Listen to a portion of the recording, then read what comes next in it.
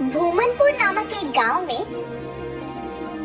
राजू नामक एक धोबी और उसकी बेटी रेखा रहते थे।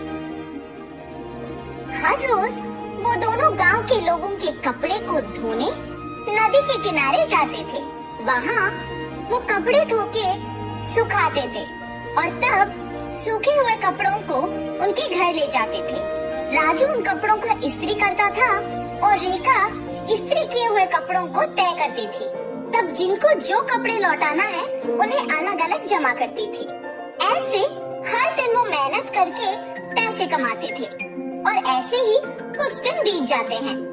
एक दिन नदी के किनारे जब राजू अपनी बेटी के साथ कपड़े धो रहा था, तब एक भूत उन्हें देखना शुरू करती है।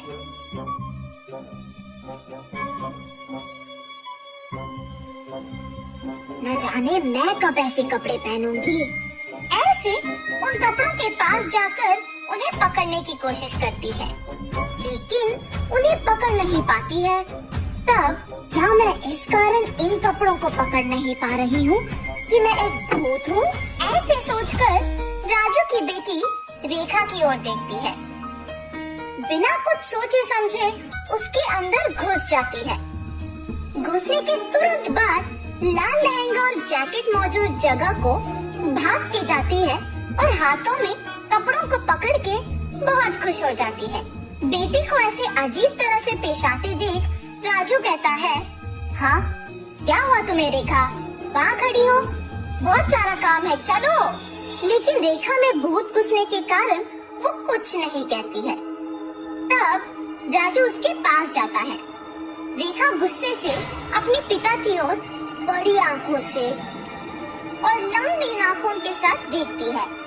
उसे ऐसे देख उसके पिता डर जाते हैं। पापा, मुझे ये अच्छा लगा है और मैं यही पहनूंगी, ऐसे कह के वहाँ से चली जाती है।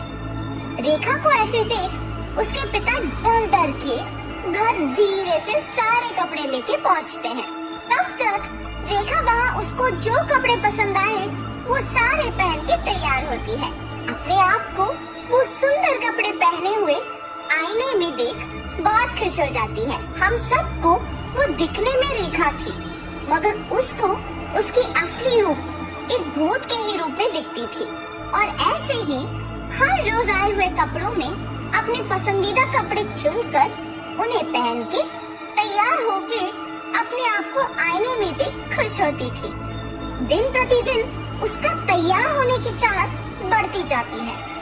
राक्षस की तरह अपनी बेटी का व्यवहार देख राजू परेशान होता था, मगर अपनी बेटी की सच्चाई को किसी से कह भी नहीं पाता था। और अगर कहा भी तो वो ये सोच के डर जाता था कि उसका नतीजा क्या होगा।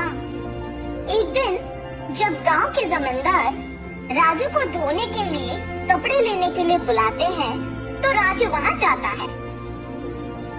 कपड़े लेके जब राजू वापस घर पहुँचता है तो सारे कपड़े बाहर निकालता है। तब रेखा उन कपड़ों के पास आके उसमें पीले रंग लहंगा और लाल जैकेट लेके वहाँ से चली जाती है। जब राजू को कपड़े लौटाने का समय आया तो वो देखता है कि उसमें पीली लहंगा और लाल जैकेट नहीं है। तब वो सोचता है कि जरूर ये रेखा के ही पास होगा। रेखा के कमरे में जाके देखने पर वो उन्हीं कपड़ों में तैयार होके आईने के सामने खड़े होके अपने आप को देखते ही रहती है। आईने में भूत का डरावना चेहरा देख राजू डर के मारे चिल्लाता है, हाँ? तुम यहाँ क्या कर रहे हो? राजू उसके ऐसे पूछने पर कांपते हुए कहता है, अम्मा, आपने जो कपड़े पहना है वो जमींदार की बेटी की है। इनको आज उन्हें लौटा देना है, कृपया उन कपड़ों को दे दो। हाँ? क्या? कपड़े? बिल्कुल नहीं दूंगी, जाओ यहाँ से। ऐसे कपड़े उनके पास बहुत होंगी। अगर आप अभी इन कपड़ों को वापस कर देंगे तो और भी कपड़े लेके आऊंगा। अब अगर मैं इन कपड़ों को नहीं लौटाऊंगा तो मेरा व्यापार नहीं चलेगा। मैं हाथ जोड़ के विनती करता हूँ, वापस कर दो, तुम मेरी बेटी नहीं हो। हा हा हा, सही पहचाना। हाँ, मैं तुम्हारी बेटी नहीं हूँ। ऐसे और कपड़े हैं? हाँ, बहुत सारे। तो फिर इन कपड़ों की मुझे क्या जरूरत? ऐसे कहकर उन कपड़ों को वहाँ छोड़ के हवा में उड़ के गायब हो जाती है। ये जान के जमींदार की बेटी के पास बहुत सारे कपड़े हैं, वो सीधा उनके ही घर पहुँच जाती है। अच्छे कपड़ों के लिए सारे कमरे छान मारती है। उस घर में मौजूद जमींदार के परिवार वासियों को राजू की बेटी का व्यवहार कुछ समझ में नहीं आता है। जमींदार की बेटी अपने पिता को बुला के कहती है, पापा, पापा, राजू की बेटी रेखा बहुत अजीब तरह से पेश आ रही है। ऐसे कहते ही वो वहाँ जाकर कहता है, ए लड़की, क्या कर रही हो? पागल हो गई हो क्या? जमींदार के ऐसे कहने पर क्रोधित होके रेखा जोर से चिल्लाते हुए अलमारी को उठा के उन पर फेंक देती है। सभी डर जाते हैं और जो कुछ भी वो मांगती है उसके सामने रख देते हैं। रंग बिरंगी कपड़े, जेवर, चूड़ियाँ, सब। हाँ, आओ आओ, मुझे तैयार करते हुए मेरी सेवा करो, आओ। सभी डर के मारे उसके आदेश का पालन करते हैं। उसे तैयार करके उसके सामने ही एक बड़ा आईना भी रखते हैं और सभी उसके पास नीचे बैठ जाते हैं। तभी उसके पिता राजू कपड़ों के साथ जमींदार के घर पहुंचता है। राजू को देख जमींदार गुस्सा होके उस पे चिल्लाने लगता है। वो देख रेखा उसकी शक्तियों का उपयोग करके जमींदार को नीचे गिराती है।